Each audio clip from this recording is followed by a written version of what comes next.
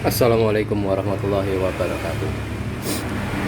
Di depan kita kali ini ada motor Honda Revo, teman-teman ya. Honda Revo, permasalahan yang dihadapi ada kebocoran ini, teman-teman. Kebocoran apa? Oli. Ini bekasnya yang ini datang beberapa hari yang lalu ya. Cuma karena sibuk baru hari ini bisa kita lakukan pembenahan, perbaikan. Nah, kebocoran ini sudah diusahakan di beberapa kali ditangani ya. Dari sini, teman-teman. Nah, ini ada oli lagi kan. Rembes dari area baut tap ini. Ini sudah di salet, terus dikasih seltip itu, terus diganjel juga. Terus ternyata setelah saya cek sebelum datang ke sini yang kali ini ya, beberapa waktu yang lalu saya cek di sini ternyata ada retakan di sini di bagian sini, di bagian dalam sini, ada retakan, teman-teman. Nah, ini nanti kita coba buka, kita cek dulu retakannya terlalu parah atau tidak. Kalau hanya retakan kecil, karena melihat tetesan-tetesannya ini durasinya lama ya, kalau cuma retakan kecil ini permintaan pemilik motor coba diupayakan untuk penutupan retakan itu dulu. Tapi kalau terlalu mengkhawatirkan, terlalu besar ya nanti dilakukan belah mesin terus dilas, ditutup dengan las. Nah, kalau enggak begitu mengkhawatirkan, masih bisa carikan solusi. Ini kita buka ya, kita lepas bagian kanan ini nanti, terus kita bersihkan, kita cuci, terus kita tambal pakai lem besi. Kita usahakan sebaik mungkin, teman-teman ya. Nah, ini kita bongkar dulu, kita skip dulu untuk pembongkarannya. Nanti proses pembenahannya kita coba untuk videokan. Nah, ini teman-teman, setelah kita lakukan pembongkaran, ini kita bersihkan ya. Di sini sebentar saya besarkan. Tidak saya temukan retakan sama sekali, teman-teman. Ini malah saya amplas, saya bersihkan, saya keringkan, saya amplas, tidak ditemukan retakan sama sekali. Nah, terus untuk dugaan kebocoran, nah ini di sini, ada di sini ya. Packing ini sebentar saya keringkan dulu.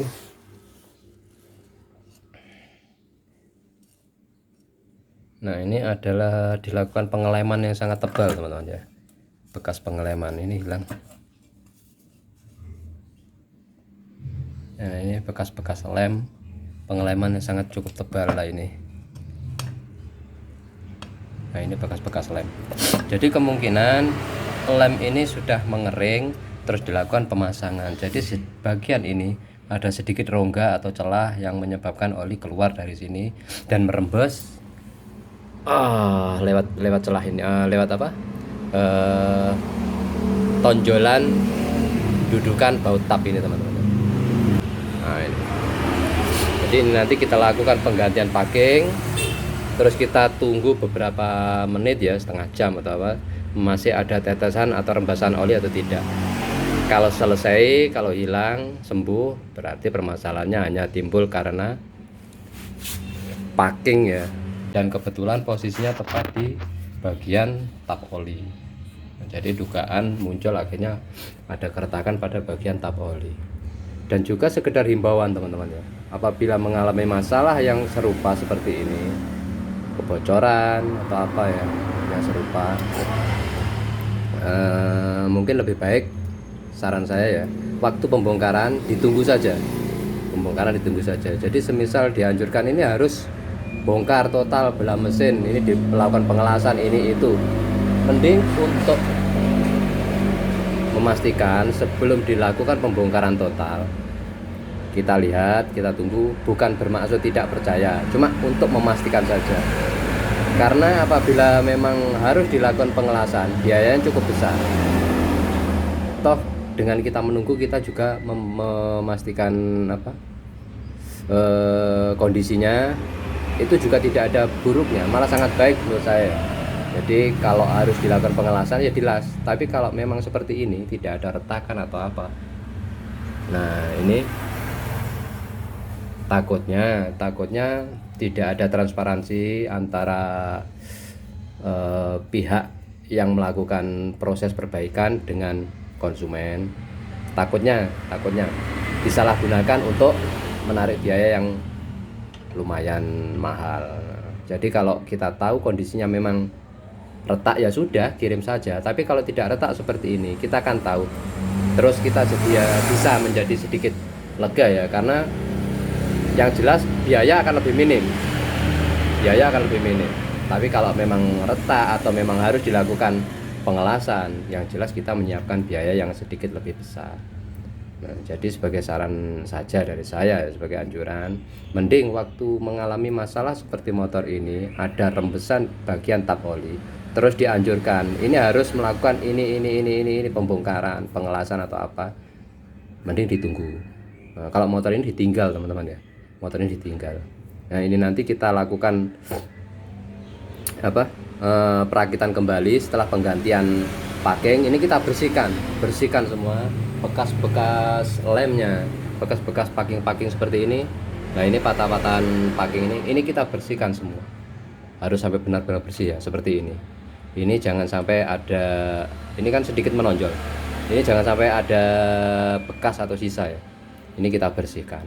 Nah terus pemasangan, semisal mau menggunakan lem, lebih baik dalam kondisi masih sedikit basah itu dipasang, basah atau sedikit basah lah setidaknya, itu langsung dipasang. Jangan menunggu lem kering. Kalau lem kering, benar-benar kering, itu akan menjadi ganjelan ya, takutnya menjadi ganjelan itu. Nah, jadi sebagai saran itu tadi, mending ditunggu untuk perbaikan, hanya untuk memastikan, bukan bermaksud tidak percaya dengan mekanik ya, tapi untuk memastikan memang terjadi permasalahan seperti yang disampaikan atau tidak. Nah ini nanti kita pasang, kita tunggu setelah kita rakit, kita selesaikan, kita isi, kita tunggu sekian menit lah, minimal setengah jam, ada tetesan oli, rembesan oli atau tidak. Kalau tidak berarti permasalahan hanya dari packing. Nah ini kita lakukan perakitan dulu teman-teman ya, kita skip saja. Nah ini sudah terpasang teman-teman ya, sudah terpasang semuanya, sudah kita tutup. Dan untuk jalur oli ini, area tap oli ya, lubang tap oli ini juga sudah kita pasang. Ini kita keringkan, terus ini nanti oli kita masukkan, terus kita tunggu ya, kurang lebih nanti sekarang jam ini sekitar jam 2 ya. Sekarang sekitar jam 2 oli kita masukkan, nanti kisaran setengah jam atau lebih kita cek ada rembesan atau tidak. Jadi setelah oli kita masukkan sekitar setengah jam atau lebih, kita pastikan masih ada rembesan atau tidak. Sekiranya tidak ada rembesan, berarti permasalahan memang hanya ada pada packing ya.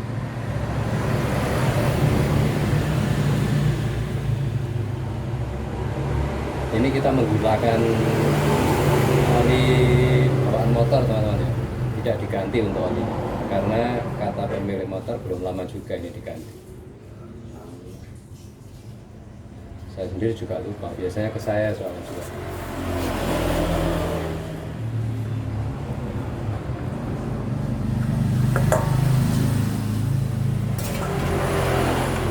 Nah ini nanti sekitar setengah 3 atau setengah 3 lebih, pokoknya nanti minimal setengah jam lah, minimal setengah jam.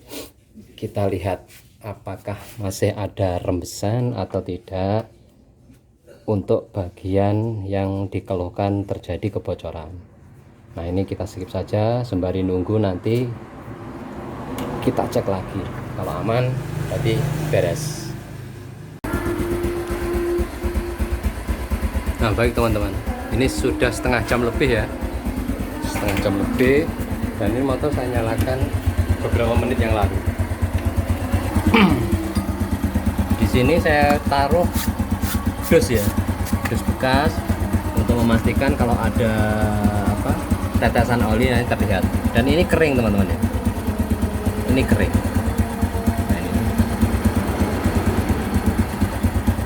Nah, ini tidak ada bekas rembesan oli.